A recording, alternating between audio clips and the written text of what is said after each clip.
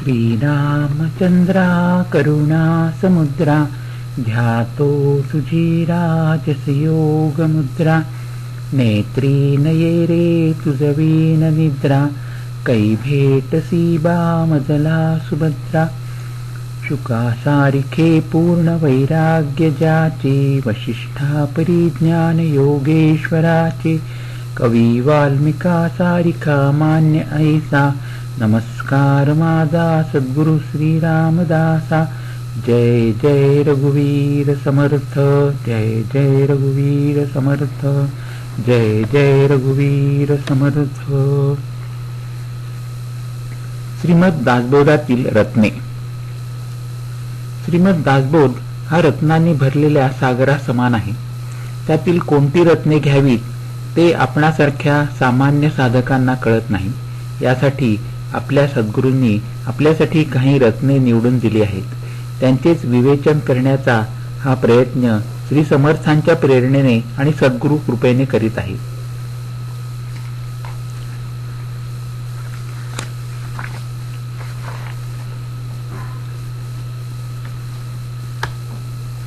श्रीमद दासबोधातील रत्ने। भक्ती, ज्ञान, वैराग्य, ब्रह्म आणि माया। प्रथम आपण आत्मनिवेदन भक्तीबद्दल बोलूया। श्री समर्थांनी दासबोध ग्रंथाच्या सुरुवातीस प्रस्तावनेत म्हटले आहे, येथे बोलीला विशद भक्ती मार्ग। मनाचे श्लोक या लघुग्रंथात सुद्धा भक्ती मार्गाचेच महात्म्य सांगितले आहे। ते म्हणतात, मना सज्जना भक्ती पंथेची जावे तरी श्रीहरी पाविदे तो स्वभावे। परमेश्वर प्राप्तीसाठी ज्ञानमार्ग आणि कर्ममार्ग यापेक्षा भक्तिमार्ग हा सोपा राजमार्ग असून सामान्य जनांसाठी आचरण्यास सुलभ आहे, असे श्री समर्थांचे निश्चयात्मक मत आहे। यामुळे त्यांनी आपल्या ग्रंथांमध्ये भक्तीला अधिक प्राधान्य दिले आहे। असे असले तरी या ग्रंथात विषयांची इतकी विपुलता आहे की यदि हास्ति तदन्यत्र यान्ने हास्ति न तत्क्वचित, अर्थात येथे जे आहे तेच दुसरीकडे सापडेल, येथे जे नाही ते अन्य कोठेच मिळणार नाही। श्री समर्थांनी भक्तीचे 9 प्रकार सांगितले आहेत। ते असे: श्रवण, कीर्तन, नामस्मरण, पादसेवन, अर्चन, वंदन, दास्य, सख्य आणि आत्मनिवेदन।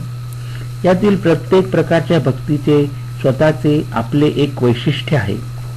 भगवंतांच्या दिव्य लीलांचे कथांचे श्रवण, त्यांच्या गुणांचे कीर्तन, भजन, मधुर नामांचे नामस्मरण, चरणांचे पादसेवन, वंदन, तसेच भगवंतांच्या प्रती अर्चन, दास्य, सख्य आणि आत्मनिवेदन या 9 प्रकारच्या भक्तीने ईश्वर आपलासा करून घेता येतो।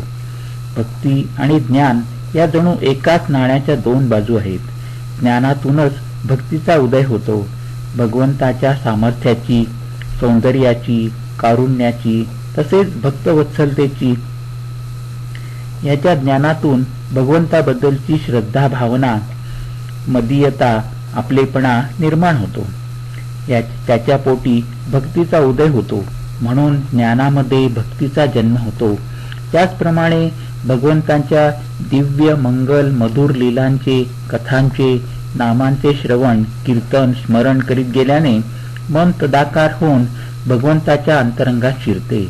ज्या मानाने तदाकारतेची खोली वाढत जाते त्या मानाने भगवंताचे अधिकाधिक ज्ञान होते।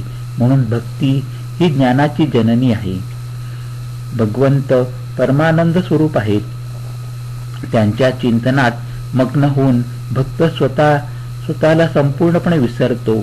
त्यावेळी तो आनंद सागरात बुचकळ्या मारीत असतो। म्हणून स्वानंदानुभव हे भक्तीचे चरम फळ आहे।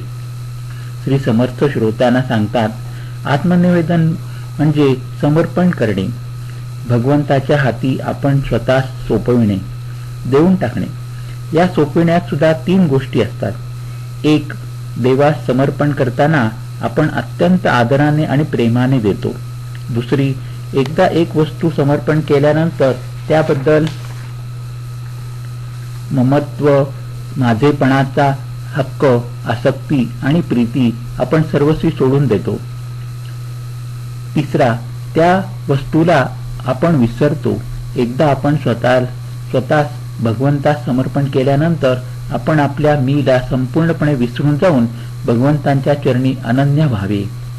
श्री समर्थ पुढे म्हणतात, श्रोत्यांनो, जो भक्त असतो तो भगवंतापासून कधीच विभक्त होत नाही आणि जो विभक्त असतो तो खरा भक्त होऊ शकत नाही.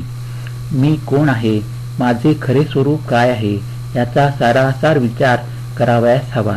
तसेच भगवंत कोण आहे याचा शोध करण्यासाठी आपण आपल्या अंतरंगात उतरून खऱ्या मीचे ज्ञान करून घ्यावे. खरा मी हा माझा देह नसून मी आत्माच आहे अशी निश्चयात्मक बुद्धी झाली म्हणजे अर्थात मीचे ज्ञान झाले की भगवंताचे ज्ञान आपोआप होते. मी कोण हा प्रश्न दिसतो साधा, परंतु त्याचे उत्तर शोधू गेल्यास मूलतत्वांची मीमांसा करावी लागते. अशी मीमांसा करता करता अखेर ज्या मीला आपण आज मी मानतो तो मी म्हणजे देह खरा नाही असे स्पष्टपणे दिसून येते. एका तत्वाने दुसऱ्या तत्वाचा ज्यावेळी निराश होत जातो त्यावेळी आपण निराळे असे उरतच नाही. अशा प्रकारे तत्व निरसनाने आत्मनिवेदन सहजच घडते. श्री समर्थ पुढे म्हणतात, मनुष्य म्हणजे देह अधिक मन अधिक आत्मा. यातील आत्मा हा खरा मी आहे. परंतु आज आपण देह आणि मन यांच्या युतीसच मी असे मानतो. परंतु देहबुद्धीच्या आश्रयाने वावरणारा मी तत्व विचारासमोर टिकत नाही. खोटा मी नाहीसा होणे हेच आत्मनिवेदन होय. संपूर्ण विश्व हे पंचमहाभूतांनी बनलेले आहे. त्याचे विवेकाने विवेचन केले तर सर्वांचा निराश होतो. अशा प्रकारे दृश्य विश्वाचे किंवा प्रकृतीचे निरसन झाले की आत्मस्वरूप तेवढे शिल्लक राहते. मग आपला मी वेगळा राहतोच कुठे. या विश्वात मुख्य मूलतत्वे दोनच आहेत, एक परमेश्वर आणि दुसरा विश्वाचा आकार घेऊन दिसणारी प्रकृती. या दोघांमध्ये मी हा चोर येतोच कुठे. आपण या विश्वाकडे साक्षीत्वाने पाहू लागल्यास ती तत्वे सहजपणे नाहीशी होतात. नंतर प्रत्यक्ष आत्म्याचा अनुभव आला की साक्षीपणा सुद्धा उरत नाही. विश्वाच्या आरंभी केवळ आत्माच होता आणि विश्वाच्या अंती सुद्धा केवळ आत्माच शिल्लक राहतो. असे असताना आपल्या मीपणाला वेगळे अस्तित्वच उरत नाही. श्री समर्थ पुढे म्हणतात, मीपणा विरणे अर्थात लयास जाणे हेच आत्मनिवेदनाचे मर्म आहे. आत्मा सगळीकडे व्यापून आहे. आपल्या सच्चिदानंद स्वरूपाने तो भरलेला आहे आणि तो मीच आहे. तो आत्मा सगळीकडे व्यापून आहे असे श्रुती सांगते. म्हणजे खरा मी सगळीकडे व्यापून आहे आणि स्वानंदाने संपूर्ण भरलेला आहे. हे खरे असताना मी अन्य कोणी कसा असू शकेन. म्हणून देहाचा अहंकार असत्य आहे. कोहम अर्थात मी कोण आहे याचे उत्तर सोहम अर्थात तो मीच आहे आणि मी तोच आहे.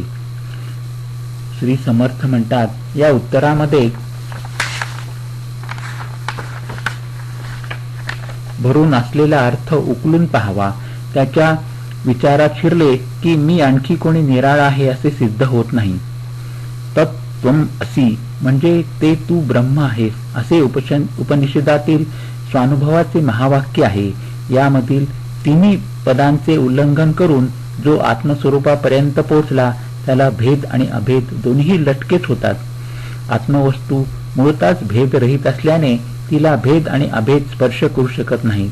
ती आत्मवस्तू जो स्वतः बनला त्याला मी देह आहे अशी मीपणाची निराळी अवस्था कशी असणार. म्हणून मीपणा असत्य आहे.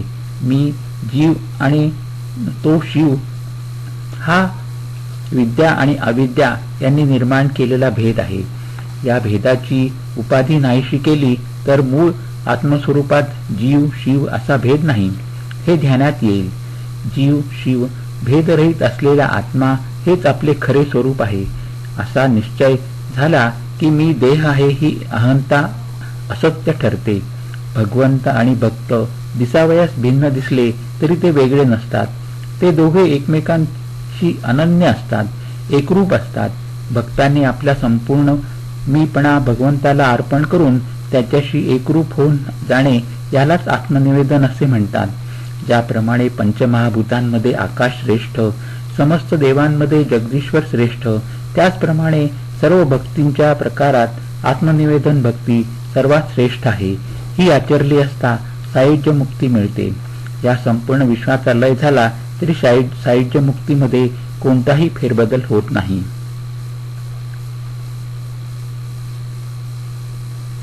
आता आपण शुद्ध ज्ञान आणि वैराग्य याबद्दल बोलूया. श्री समर्थांनी शुद्ध ज्ञानासंबंधी केलेले विवेचन आता आपण पाहू. सामान्यपणे ज्ञान म्हटले की आपल्या दृष्टीसमोर विविध शास्त्रातील विवेचनाचे दृश्य दिसते, परंतु श्री समर्थ म्हणतात ज्ञान म्हणजे केवळ आत्मज्ञान, अन्य काही नाही. आपण आपणास स्वतःच पाहणे, आपल्या सत्य स्वरूपाला जाणणे, अर्थात मी कोण हे ओळखणे हेच खरे ज्ञान आहे. मी म्हणजे हा देह नसून सच्चिदानंद स्वरूप अविनाशी असा आत्माच आहे. माझा हा पंचभूतांनी बनलेला देह नारळाच्या कवटीसारखा बाहेरील आवरण आहे. आपणामधील खरा मी हा आत्मा आहे. त्यास ओळखायला पाहिजे. या विश्वात कायम टिकणारे काय आणि तात्पुरते काय राहणारे आहे ते निश्चित करावे, याला ज्ञान म्हणतात. श्री समर्थ पुढे म्हणतात, मनुष्याचा देह हा तात्पुरता आणि नश्वर आहे, परंतु आत्मा मात्र कायम टिकणारा आहे. खरा मी हा देह नाही, तर मी आत्मस्वरूप आहे. तोच ब्रह्मस्वरूपाने ईश्वर आहे. हे स्वरूपच कायम टिकणारे आहे. या संदर्भात तैत्तरीय उपनिषद सांगते, सत्यम ज्ञानम अनंत ब्रह्मम. तसेच एतत्तरीय उपनिषद सांगते, प्रज्ञाने ब्रह्मम. आत्मस्वरूप आणि ज्ञान अभिन्न आहेत. ज्या अवस्थेमध्ये प्रकृतीचा पसारा संपतो, पंचभूतांचा डोलारा मावळून मी तू हा द्वैत भाव संपूर्णपणे नष्ट होतो, त्या अवस्थेस ज्ञान असे म्हणतात. समर्थ पुढे सांगतात, जो अनुभव बुद्धी मन यांना आकलन होत नाही, तो तर्काने विचारांच्या कक्षेत आणता येत नाही, परावाणीच्याही पलीकडे आहे, त्या अनुभवाला ज्ञान असे म्हणतात. देहबुद्धीच्या 3 अवस्था जागृती, स्वप्न आणि सुषुप्ती या तिघींना ओलांडून 4थ्या अवस्थेत प्रवेश केला की आत्मबुद्धी उदय पावते, परंतु ती सुद्धा मावळून केवळ स्वरूपच उरते. हे खरे ज्ञान आहे. पदार्थ ज्ञान म्हणजे दृश्य पदार्थ जाणणे. दृश्यरहित शुद्ध स्वरूप जाणणे म्हणजेच आत्मज्ञान होय. आत्मा हा ब्रह्मस्वरूप किंवा आत्मरूप आहे आणि आपण आत्मस्वरूप आहोत, म्हणून आपण ब्रह्मस्वरूप अथवा परमात्मस्वरूप आहोत. सर्व महावाक्यांचा अर्थ असाच आहे की मी देह नसून आत्माच आहे आणि आत्मा ब्रह्मस्वरूप असल्याने मी ब्रह्मस्वरूप आहे. असा प्रत्यक्ष अनुभव आला म्हणजे आत्मज्ञान प्राप्त झाले असे समजावे. हे ज्ञान अतिसूक्ष्म विचारांनी आपल्यामध्ये उदय पावते आणि त्यामध्येच सारे विरोध मावळतात. आत्मज्ञान झाले की आपण बांधले गेलो आहोत हा अज्ञानाने होणारा भ्रम नष्ट होतो. आत्मज्ञानाला मोक्ष देणारे ब्रह्मज्ञान असे नाव आहे. आत्मा सर्वव्यापी असल्याने आपण आत्मज्ञानाने सर्वज्ञ बनतो. सर्व ठिकाणी मीच व्यापून आहे असा अनुभव आल्याने देहापुरता मी आहे ही आकुंचित वृत्ती शिल्लक राहत नाही. श्री समर्थ श्रोत्यांना पुढे सांगतात, आत्मज्ञान सर्व ज्ञानाचे शिखर आहे. सद्गुरूंच्या कृपेने ते विनासायासच प्राप्त होते. सद्गुरूंची वचने हेच आत्मज्ञानाच्या बाबतीत परमश्रेष्ठ प्रमाण आहे. अति खोल आणि अति गंभीर असे काही असेल तर ते सद्गुरुवचनच आहे. सद्गुरुवचन हाच खरा सिद्धांत होय. ते वचनच खरे अनुभवलेले ज्ञान आहे. श्री समर्थ पुढे म्हणतात, श्रोत्यांनो, ते वचनच खरोखरी माझ्या जीवनाचे रहस्य आहे, गुपित आहे. ते मी आता तुम्हाला सांगतो. अहम ब्रह्मास्मी हे महावाक्य आहे. मी ब्रह्म आहे असा याचा अर्थ आहे. या अर्थामध्ये गुरु आणि शिष्य दोघे एकरूप होऊन जातात. श्रोत्यांनो, या महावाक्यातील मर्म ऐका. तुम्ही सर्व स्वतः ब्रह्मरूप आहात, याबद्दल किंचितही शंका मनात बाळगू नका. एवढे बोलून श्री समर्थांनी शुद्ध ज्ञानाचा समास संपविला.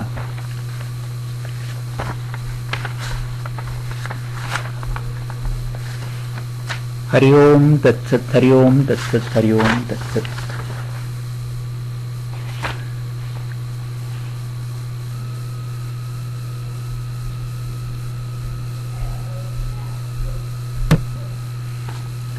आता आपण वैराग्याबद्दल विवेचन करूया. विषयत्याग या समासाच्या प्रारंभीच शिष्य गुरुदेवांना प्रश्न विचारतात, गुरुदेव, विषयांचा त्याग म्हणजे इंद्रिय सुखांचा संपूर्ण त्याग केल्याशिवाय परमार्थ साधत नाही. हे जर खरे तर मग प्रापंचिकाला परमार्थ कसा साधणार? या प्रश्नाचे उत्तर देताना श्री समर्थ म्हणतात, शिष्यांनो, विषय त्यागावाचून अथवा वैराग्याशिवाय कोणासही परमार्थ साधत नाही. हे निर्विवाद आहे. परंतु विषय त्याग म्हणजे काय हे जाणून घेणे आवश्यक आहे. प्रापंचिकाला किंवा परमार्थी साधकाला नित्य कर्म म्हणजे खाणे पिणे निजणे बसणे जाणे येणे हे देहधर्म व्यवस्थित करावेच लागतात. ते न करता कोणासही जगता येणार नाही. परंतु प्रापंचिकाचा आणि पारमार्थिक साधकाच्या अंतरंगात मोठा फरक असतो. प्रापंचिक व्यक्ती अनुताप न करता केवळ प्रपंचाकरता जगत असतो. तो खाण्यापिण्यासाठी मौज मस्ती करण्यासाठी देहाला सुख देण्यासाठी निरंतर प्रयत्न करीत असतो. परंतु पारमार्थिक व्यक्ती परमार्थी साधक भगवंताची साधना करण्यासाठी परमेश्वर प्राप्तीसाठी देह उपयोगी पडावा, तो उत्तम स्थितीत राहावा म्हणून देहाला खाऊ पिऊ घालतो. हे करीत असताना तो आचार विचाराने आपली पावित्र्य कसोशीने पाळतो. वैराग्य ही मनाची अवस्था असते. श्री समर्थ म्हणतात, प्रापंचिकास भगवंताच्या भजन पूजन तीर्थयात्रा यासाठी देह उत्तम स्थितीत ठेवणे आवश्यक असते. यासाठी अत्यंत प्रमाणशीर देहसुख भोगण्यास काहीच हरकत नाही. अत्यंत माफक सुख त्यात आसक्ती न ठेवता भोगणे हाच प्रापंचिकाचा त्याग आहे. हेच त्याचे वैराग्य आहे. वैराग्य संपन्न व्यक्ती म्हणजे ईश्वरी पुरुषच. श्री समर्थ म्हणतात, वैराग्यासारखे भाग्य नाही. वैराग्य नसेल तर ते दुर्भाग्यच आहे. वैराग्याच्या अभावी परमार्थ योग्य करणे शक्य होत नाही. ज्याच्या अशी अनुभवाचे ज्ञान आहे, त्याची आसक्ती सुटलेली आहे, विवेकाच्या जोरावर ज्याने सर्वस्वाचा त्याग केला आहे, असा पुरुष म्हणजे महायोगी समजावा. येथे श्री समर्थ वैराग्य विवेचनास विराम देतात. हरिओम तत्सत. हरिओम तत्सत.